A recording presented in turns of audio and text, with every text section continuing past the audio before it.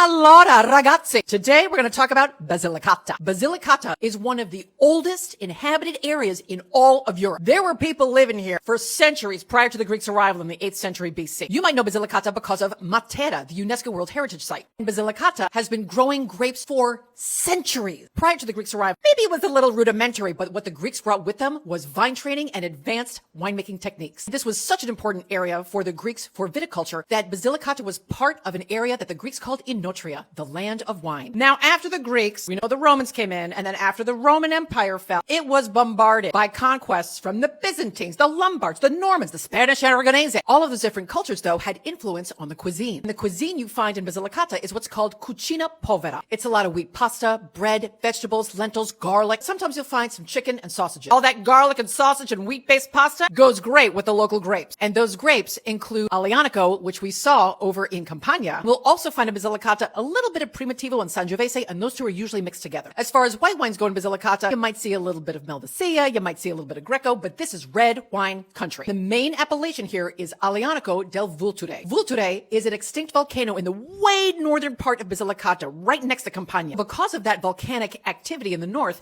you've got volcanic soils in the north, which move into limestone mountains of the Apennines, and then as you move towards the coast, it becomes much more sandy and alluvial. So let's talk about this Aglianico from Basilicata. Aglianico del Vulture. If we were to compare Vulture to the Torazzi and Taberno Aglianicos from Campania, Aglianico del Vulture, I want you to think more. It is just more of everything. More fruit, more tannins, more acidity, more body, more alcohol. It is just more.